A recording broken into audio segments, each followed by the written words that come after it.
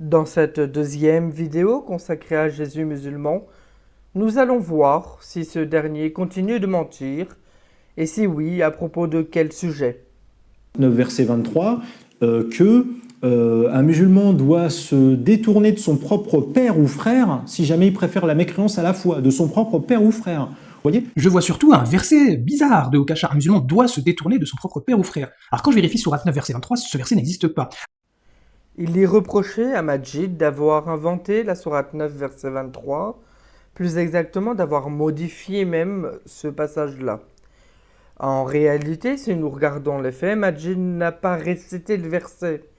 Il s'est contenté de suggérer l'essence de ce dernier.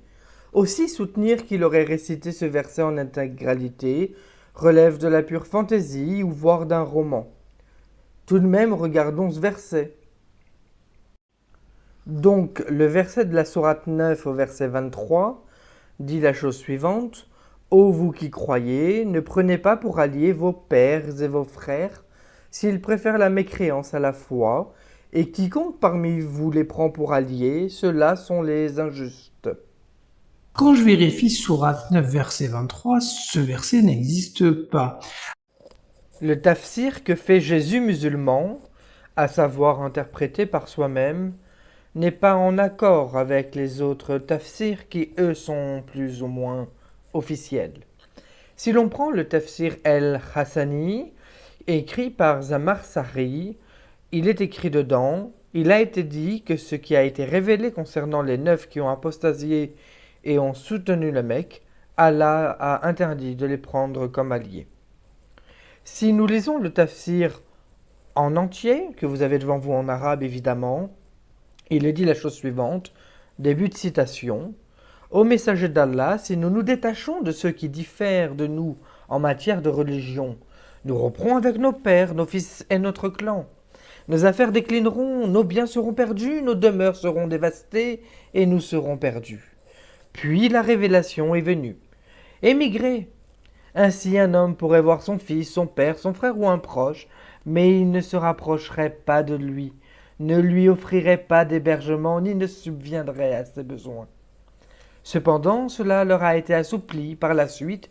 Il a été aussi dit que cette révélation concernait les 9 qui ont apostasié et se sont rendus à la Mecque, et Allah a interdit de les soutenir. Fin de citation. Le tafsir montre bel et bien que Majid ou Kasha ne ment pas. Le verset a été révélé pour expliquer qu'il faut se détourner de sa famille si ces derniers apostasient. L'explication de Zamar Sahri est totalement explicite.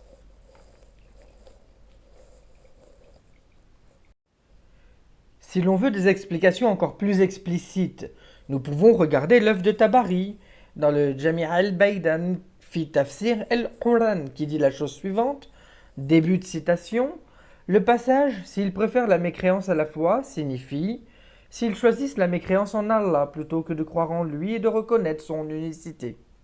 Le passage « Et quiconque parmi vous les prend pour alliés » signifie « Quiconque parmi vous les choisit comme confidents au détriment des croyants et préfère rester avec eux plutôt que d'émigrer vers le prophète d'Allah et son pays de l'islam. » Le passage « Ceux-là sont les injustes » signifie « Ceux d'entre vous qui font cela et qui ne vont pas à l'encontre des commandements d'Allah, ils ont mis l'alliance là où elle ne devrait pas être et ont désobéi à Allah dans son ordre. » Vous avez le passage en arabe devant vous et il est clairement écrit cela.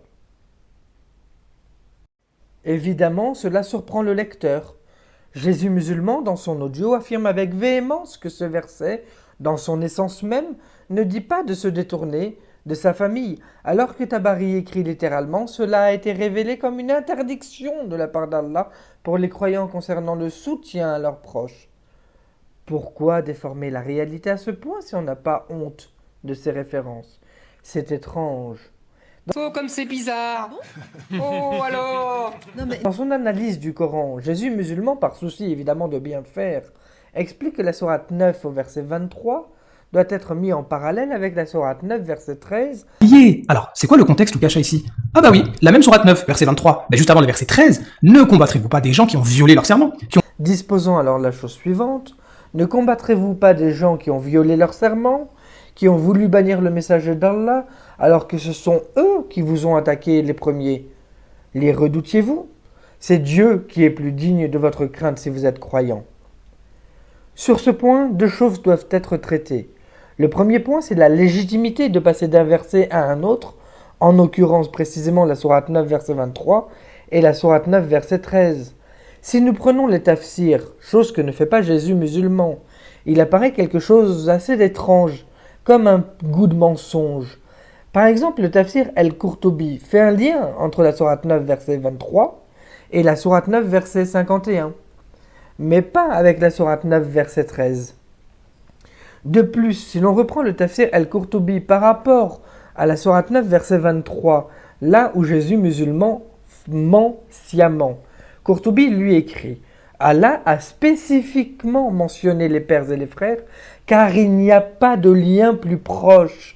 Il a refusé l'alliance entre eux, comme il a refusé avec les gens qui sont incroyants. » C'est tout de même incroyable que Jésus musulman, qui fait ses prêches et ses rappels, ne mentionne pas ces références.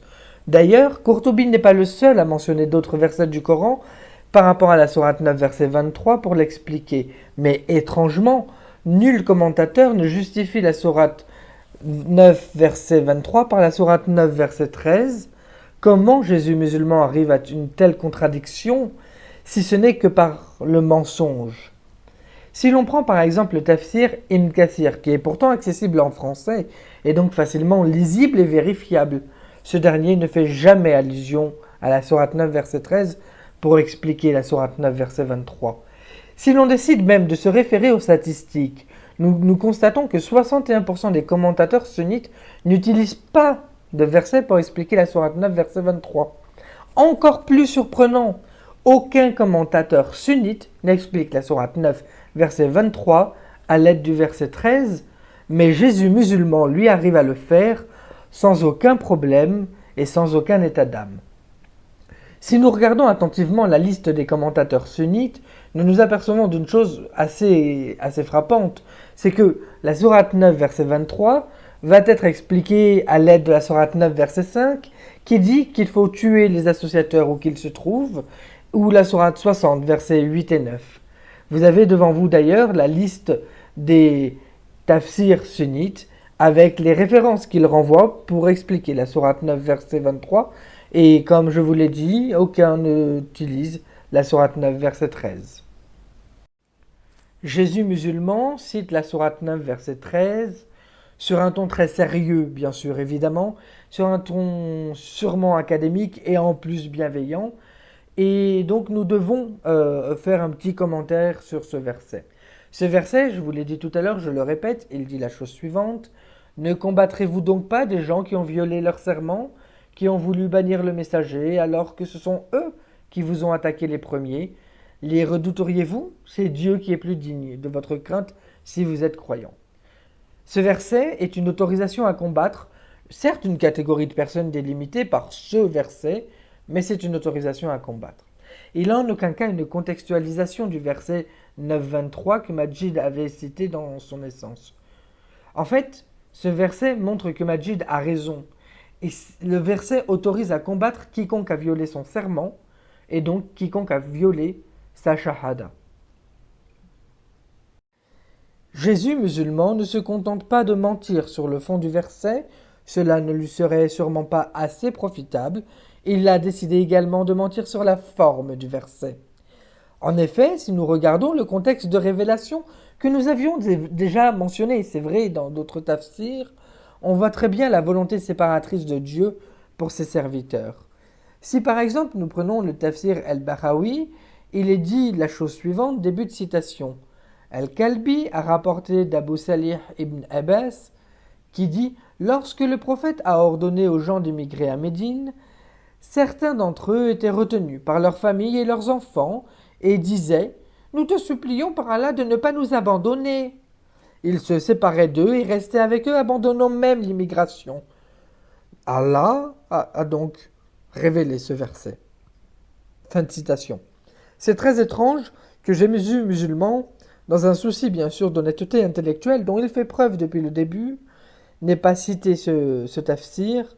On se demande pourquoi, mais nous pensons quand même avoir un début de réponse. Ça, Sourate 31, verset 15, et si tous deux, on parle des parents, te forcent à m'associer, ce dont tu n'as aucune connaissance. Donc là, on a des parents qui veulent forcer leurs enfants à devenir polythéistes, adorer des idoles, etc. Eh bien, il faut faire quoi? Faut se détourner? Eh bien non, tu leur obéis pas, bien évidemment, mais reste avec eux. En fait, c'est incroyable. Comme si ça n'était pas suffisant en termes de mensonges, le youtubeur Jésus musulman argue la sourate 31, versets 14 et 15, qui dit la chose suivante, début de citation. « Nous avons commandé à l'homme, ses pères et mères, sa mère l'a porté, peine sur peine, son sevrage a lieu à 2 ans. Sois reconnaissant envers moi, ainsi qu'envers tes parents, vers moi et la destination. » Le verset 15 dit la chose suivante, début de citation. « Et si tous deux te forcent à m'associer, ce dont tu n'as aucune connaissance, alors ne leur obéis pas, mais reste avec eux ici-bas de façon convenable, et suis le sentier de celui qui se tourne vers moi. Ensuite est votre retour, et alors je vous informerai de ce que vous faisiez. » Avec la même méthodologie, si nous regardons le tafsir du verset 15, qui dit précisément « Ne leur obéis pas, mais reste avec eux de manière convenable », Tabari écrit la chose suivante. Signifie que tu dois les traiter avec respect et obéir à leurs commandements tant qu'ils ne te demandent pas de désobéir à ton Seigneur ou de commettre un péché. Mais, de manière très concrète, si le parent décide d'interdire à son enfant de faire la salate au sein de sa demeure, le musulman vit alors en état de péché, et il a le droit, du coup, de ne plus être bienfaisant envers ses parents. Et pourquoi tu lis pas juste la suite? Regarde la suite des versets. Regarde, tu vas mieux comprendre c'est quoi. Regarde, tu vas mieux comprendre c'est quoi. Ernesto, combien de lettres? Moi, j'ai 7 lettres. Ah, oui, le mot de 7 lettres. Ah oui. Le vôtre. Moi, je dis hagra. Hagra. C'est pas dans le dictionnaire. Oui, mais l'académie, qu'est-ce qu'ils font aussi? Les gens, ils sont en retard avec... Mais gagner quoi? un dictionnaire, regardez.